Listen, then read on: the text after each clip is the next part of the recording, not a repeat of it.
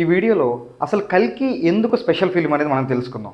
అలాగే కల్కిలో చాలా major floss ఉన్నాయి. ఆ ఫ్లాస్ ఏంటో కూడా తెలుసుకుందాం. అలాగే మోస్ట్ ఇంపార్టెంట్గా ప్రభాస్ అన్న కర్ణుడైతే మరి కల్కి ఎవరు అనేది ఈరోజు వీడియోలో తెలుసుకోబోతున్నాం. వీడియో ఎండ్ వరకు చూసేయండి. హాయ్, నేను మీ జిలేబీ. జిలేబీ ఏంట్రా కామెడీగా అనుకుంటున్నారా? జిలేబీ పేరేదిరా నేను ఎస్, మన ఛానల్ పేరు అదే. ఇక్కడ మనం సినిమాల గురించి విచ్చలవిడిగా మాట్లాడేసుకుందాం. ఓకే, ఇంకా టాపిక్లోకి వెళ్దాం. మనం అసలు ఫస్ట్గా ఇంత మంచి ఫిలిం తీసిన నాగేశ్వరన్ గారికి మనం హ్యాట్స్ ఆఫ్ చెప్పాలి.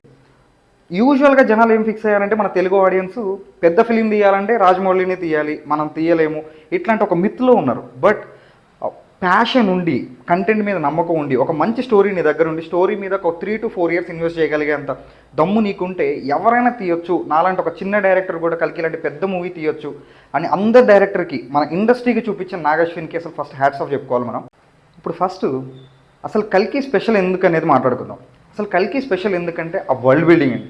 ఆ వరల్డ్ బిల్డింగ్ చాలా బాగా చేశారు. అసలు ఒక మూవీలో 3 different వరల్డ్స్, అంటే కాంప్లెక్స్, కాశీ, శంబల, ఇలాంటి 3 different వరల్డ్స్ని క్రియేట్ చేయడమే కాకుండా వాటిని చాలా డిఫరెంట్గా క్రియేట్ చేశారు. అసలు రిచ్ పీపుల్ అందరూ ఉండేది ఒక కాంప్లెక్స్, దాంట్లో అన్నీ ఉన్నట్టు, వాటర్, ఫుడ్, ఎవ్రీథింగ్. అసలు ఇప్పుడు మనం వరల్డ్లో ఇప్పుడు ఎలా బతుకుతున్నామో అలా రిచ్ పీపుల్ బతికేలాగా ఒక కాంప్లెక్స్ క్రియేట్ చేశారు. అలాగే పూర్ పీపుల్ అంటే ఒక స్క్రాప్ తెచ్చుకుని, స్క్రాప్లోనే ఇల్లులు కట్టుకుని, స్క్రాప్లోనే క్లోత్స్ అన్నీ వేసుకుని, ఆ స్క్రాప్ ఫుడ్ అంతా తినేవాళ్ళని ఒక కాశీలో చూపించారు. అలాగే శంబాల, దేవుడు వస్తాడని నమ్మే రిలీజియన్ పీపుల్ అందరినీ ఒక దగ్గర పెట్టి శంబాల చూపించారు.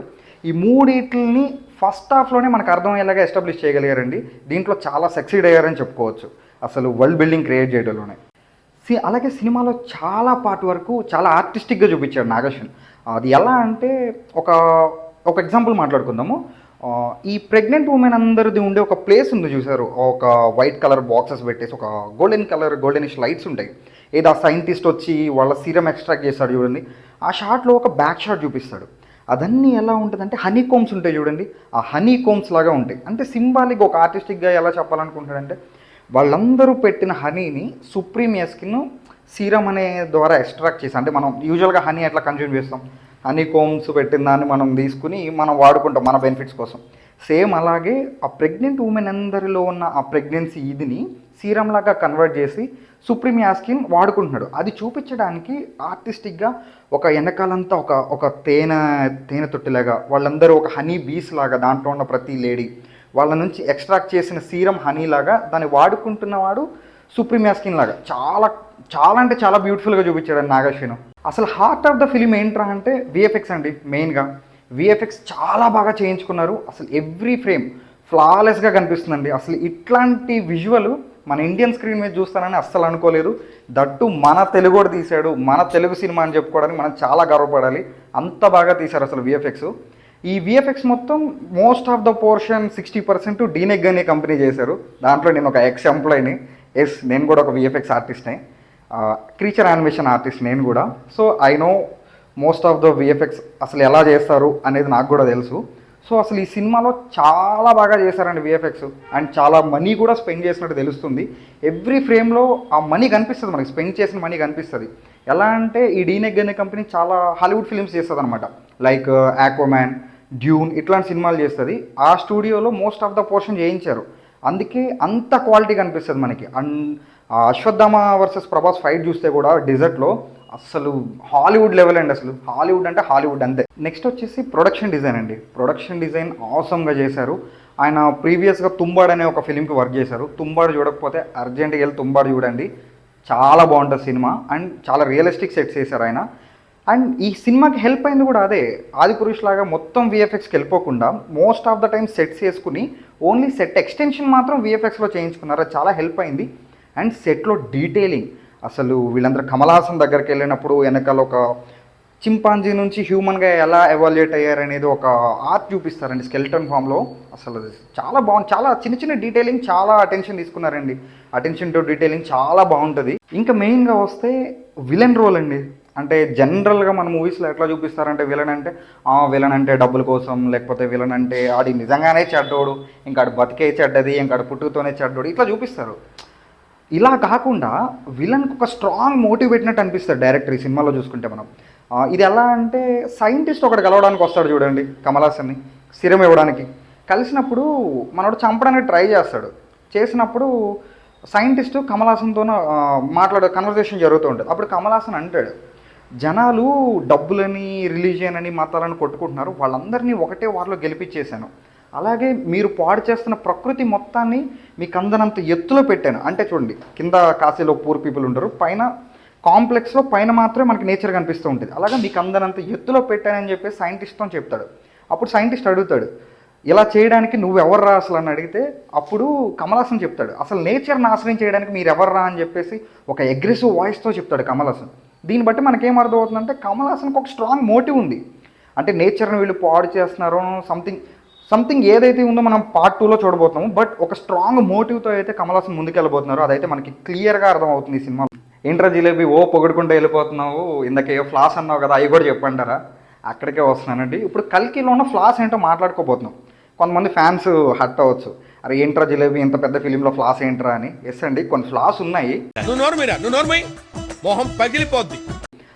మేజర్గా నాకు అనిపించిన ఫ్లాస్ ఏంటంటే, ప్రభాస్ అన్న ఇంట్రోలో ఒక ఫైట్ చేస్తాడు ప్రభాస్ అన్న.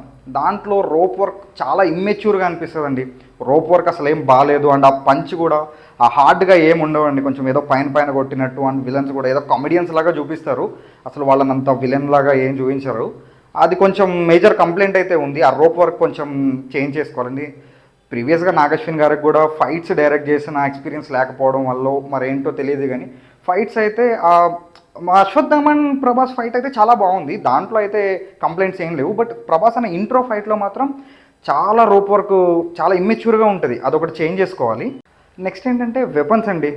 ఈ మేజర్గా శంబాలా పీపుల్ వాడే ఆ వైట్ వెపన్స్ ఏవైతే ఉంటాయో అసలు వెయిట్ ఉండదు, ఏముండదు, ఏదో థర్మాకోల్ షీట్ ఏదో ఒక వెయిట్లెస్ అట్టతోనే దేంతోనే చేసేసినట్టు ఉంటాయండి. ఇట్లా ఇసిరేస్తారు, ఇట్లా పట్టుకోమంటారు. అసలు అది ఒక లైఫ్ ఉండదు దాంట్లో. అంటే ఒక వెపన్ చూసినప్పుడు ఒక భయం లాంటిది కలుగుతుంది చూడండి. అసలు ఆ వెపన్ ఇది అసలు మేజర్ కంప్లైంట్ అండి. ఇదైతే ఖచ్చితంగా పార్ట్ 2లో చేంజ్ చేయాలి. అండ్ ఆ క్లైమాక్స్లో కూడా వీళ్ళందరూ ఆ వైట్ వెపన్స్ ఆ ఎఫెక్ట్స్ వల్ల తెలియట్లేదు, కానీ చాలా వెయిట్లెస్ ఉన్నాయి అనిపిస్తున్నాయండి వెపన్స్ అయితే. అసలు నిజంగా ఆ ట్రక్లో కూడా ఒక క్యారెక్టర్ ఇట్లా గన్ ఇసిరేస్తారు, గన్ పట్టుకో అని చెప్పేసి ఇట్లా ఏదో అట్టముక్కి ఇసిరేసినట్టు ఉంటుంది. అసలు అదేంటి నాకు అర్థం కాలేదు, కానీ అదంతా అసలు చాలా అంటే చాలా బాగాలేదు అసలు ఆ వెపన్స్. అసలు పార్ట్ 2లో మొత్తం చేంజ్ చేయాలి అవి. నెక్స్ట్ వచ్చేసి ఆ రైడర్స్ అండి, ఇంకొంచెం పవర్ఫుల్గా చూపిస్తుంటే బాగుండేదని చెప్పేసి నా ఉద్దేశం. అంటే వాళ్ళ కాస్ట్యూమ్ బాగుంది, వెపన్ బాగుంది, అంతా బాగుంది. అండ్ కొంచెం వాళ్ళు ఏదో కమెడియన్స్ లాగా కాకుండా, కమెడియన్స్ అని నేను అనట్లేదులే, కానీ కొంచెం పవర్ తక్కువ ఉన్నట్టు చూపించారు. అట్లా కాకుండా ఇంకొంచెం పవర్ఫుల్గా చూపిస్తే ఇంకా హిట్టింగ్గా ఉండేదని చెప్పేసి నాకు అనిపించింది. ఇంతే. అసలు ఇప్పుడు మనం కల్కి ఎవరనేది చూద్దాం. ప్రభాస్ అనే కరుడు అయితే కల్కి ఎవరనేది చూద్దాం. రండి కూర్చోండి, టీ ఇవ్వండి. కల్కి ఎవరంటే ఎవరో లేరు. ఈ లంచా కొడుకు ఎవరు? ఈ లంచా కొడుకుని ఎవరు కూర్చోబెడితే ఏంట్రా జిలేబీ ఏం మాట్లాడుతున్నావు అనొచ్చు. యాక్చువల్గా ఇది యాజ్ పర్ నా అనాలిసిస్, ఇది బూతులు తిట్టుకోవద్దు, నచ్చితే ఎండ్ వరకు వినండి. అసలు మ్యాటర్ ఏంటంటే, స్టార్టింగ్లో కృష్ణుడు అశ్వత్థామ కొట్టుకున్నప్పుడు అశ్వత్థామకి కృష్ణుడు ఒకటి చెప్తాడు శాపం ఇచ్చిన తర్వాత, కలి రాబోతున్నాడు నెక్స్ట్ ఈ యుగంలో. కలి చాలా పవర్ఫుల్, ఎంత పవర్ఫుల్ అంటే నేను పుట్టకుండా కూడా ఆపగలిగేంత పవర్ఫుల్ అని చెప్పేసి అశ్వత్థామతో కృష్ణుడు చెప్తాడు. ఇది నోట్ చేసి పెట్టుకోండి, మనం అన్ని పాయింట్లు అయిపోయిన తర్వాత మాట్లాడుకుందాం. అసలు రెండో పాయింట్ వచ్చేస్తే, ఇప్పుడు ప్రభాస్ అన్నని మూవీ స్టార్టింగ్లో అనౌన్స్మెంట్ ఇచ్చినప్పుడు ప్రభాస్ అన్న అనౌన్స్మెంట్ హ్యాండ్తో ఒక పోస్టర్ ఇచ్చారు. ఇక్కడ చూపిస్తున్నాను చూడండి. అది ఆ పోస్టర్ మీద ఒక ట్యాగ్ లైన్ వేశారు, ఏంటి, heroes are not born, they rise అని వేశారు. అంటే దాని మీనింగ్ ఏంటంటే, పుట్టడంతో ఎవడో హీరో కాదు, వాళ్ళు ఎదిగే క్రమంలో ఈ జనాల్ని ఎవడైతే కాపాడుతాడో, జనం కోసం ఎవడైతే ప్రాణాలు పెడతాడో వాడే హీరో అవుతాడు ఎండ్గా. హీరో మీనింగ్ అదే ఇన్ జనరల్గా. సో అదే అక్కడ ప్రభాస్ అన్న ఇంట్రడక్షన్ పోస్టర్లో ఇచ్చారు. ఇది కూడా గుర్తుపెట్టుకోండి, అన్ని కలుపుకొని లాస్ట్లో మాట్లాడుకుందాం మనం. ఇప్పుడు నెక్స్ట్ ఏంటంటే, ఈ పోస్టర్ చూడండి. ఈ పోస్టర్లో ప్రభాస్ అన్న కర్ణుడు కాన్షియస్నెస్ వచ్చిన స్టిక్ ఉంది కదా, తన విజయధనుసు, అది పట్టుకుని ఆ వెనకాల జనాలందరిని చూడండి వార్కి లీడ్ చేస్తున్నాడు ప్రభాస్ అన్న వాళ్ళందరినీ. ఈ పోస్టర్లో చూపించినట్టుగా ప్రభాస్ అన్న ఈ కాశీలో ఉన్న రిమైనింగ్ ఆర్మీ ఏదైతే ఉందో అండ్ మన శంబాలలో ఉన్న ఆర్మీని లీడ్ చేస్తాడు with help of Ashwatthama. And అలాగే ఇటుపక్క కమల్ హాసన్ ఆబ్వియస్లీ పవర్ఫుల్. కమల్ హాసన్ ఒక సపరేట్ ఆర్మీ ఉంది, వీళ్ళిద్దరికీ వార్ అవుతుంది. సో ఈ వార్లో చెడు మీద మంచిని గెలిపిస్తారు వీళ్ళిద్దరు, అశ్వత్థామ అండ్ కర్ణుడు. ఇది నాగశ్విన్ ఎట్లా డిజైన్ చేశారంటే, లాస్ట్ జన్మలో కర్ణుడు అశ్వత్థామ అధర్మం వైపు పోరాడతారు. దేనో అది అధర్మం అని తెలిసినా కూడా అధర్మం వైపు పోరాడతారు, వాడికి ఛాన్స్ లేదనమాట. సో దానికి రిడెంప్షన్గా ఈ జన్మలో వీళ్ళు మంచి వైపు పోరాడి మంచిని గెలిపిస్తారు. సో ఆబ్వియస్గా ప్రభాస్ అన్న లీడ్ చేస్తాడు, అందరినీ గెలిపిస్తాడు. కాబట్టి గెలిపించిన వాడే దేవుడు, వాడే హీరో. ప్రభాస్ అన్న ఇంట్రడక్షన్ చెప్పినట్టుగా heroes are not born, they rise. So పుట్టుకతో ఎవడో హీరో కాదు. జనాన్ని ఎవడైతే కాపాడుతాడో, జనాల వైపుని ఎవడైతే నిలబడతాడో, మంచి వైపు ఎవడైతే నిలబడి పోరాటం చేస్తాడో అతనే హీరో. ఇంకా నా తీరైతే ఇదే. నచ్చితే లైక్ చేయండి, షేర్ చేయండి, ఇంకా నచ్చితే సబ్స్క్రైబ్ కూడా చేసుకోండి. Thank you. నీ మైండ్ లో కూడా దరిద్రపు థాట్స్ ఉన్నాయి కాకపోతే అవి బయటకు వచ్చినప్పుడు ఇంకా దరిద్రంగా తయారవుతున్నాయి.